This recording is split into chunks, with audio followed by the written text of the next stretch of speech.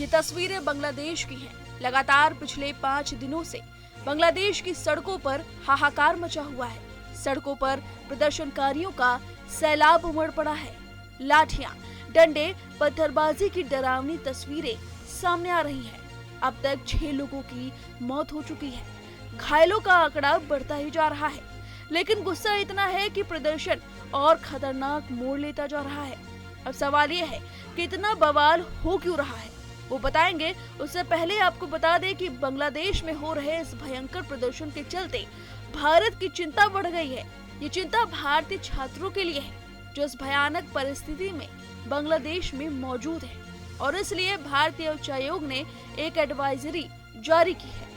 इस एडवाइजरी में घर से न निकलने की हिदायत दी गई है और यात्रा न करने की सलाह दी गई है। साथ में जहां रह रहे हैं वहां से कम निकलने की बात कही गई है। जानकारी के मुताबिक भारतीय दूतावास ने अपने बयान में कहा, बांग्लादेश में चल रही स्थिति को देखते हुए बांग्लादेश में रहने वाले भारतीय समुदाय के सदस्यों और छात्रों को यात्रा से बचने और अपने आवासीय परिसर से बाहर कम से कम आने जाने की सलाह दी जाती है। दूतावास ने किसी भी सहायता के लिए 24 घंटे रहने वाली आपातकालीन नंबर भी जारी किए हैं।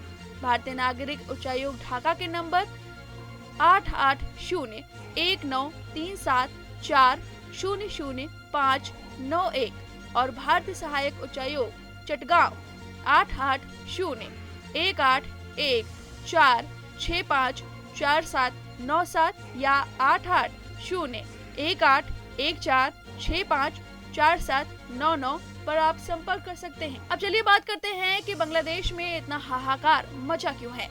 सूत्रों के अनुसार छात्रों के अंदर एक खास तरह के आरक्षण के चलते गुस्सा भरा था। अब ये गुस्सा फूटा है और ऐसा फूटा है कि बेकाबू हो गया है। ये आरक्षण 1971 की युद्ध से जुड़ा है। दरअसल बांग्लादेश में पाकिस्तान के खिलाफ 1971 की जंग लड़ने वाले लोगों को वॉर हीरो कहा जाता है।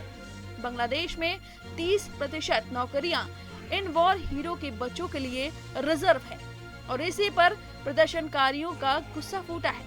उनका कहना है कि किसी के पूर्वज वॉर हीरो थे तो इसका मतलब ये नहीं कि उनके बच्चों को भी इसका लाभ मिले। उनकी मांग है कि मेरिट के आधार पर नौकरियां दी जानी चाहिए, लेकिन जिन्हें इस आरक्षण का लाभ मिल रहा है वो इस आरक्षण का समर्थन कर रहे हैं। इसलिए पूरी लड़ाई अब 2 गुटों में बट गई है और आपस में पत्थरबाजी कर रहे हैं। वहीं इस पूरे मामले पर बांग्लादेश की पीएम शेख हसीना ने धैर्य बनाए रखने की बात कही है।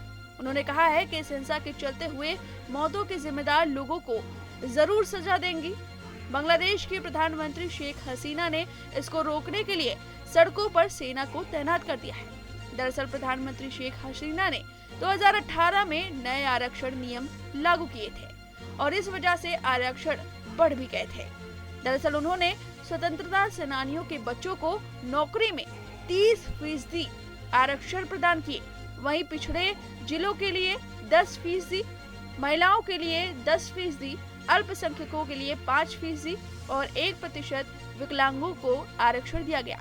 इस लिहाज से सरकारी नौकरियों में 56% आरक्षण है। इसी के खिलाफ पूरे देश में प्रदर्शन हो रहा है, जिसे हटाने की मांग छात्र कर रहे हैं। और इस परिस्थिति में बांग्लादेश में मौजूद भारतीय छात्रों ने भारत की टेंशन बढ़ा दी है और इस वजह से भारतीय उच्चायोग ने एडवाइजरी जारी की है। आपको हमारी जानकारी कैसे लगी, हमें कमेंट करके जरूर बताएं। न्यूज नेशन अब व्हाट्सएप पर खबरों के ताजा अपडेट के लिए न्यूज नेशन के इस QR कोड को स्कैन करें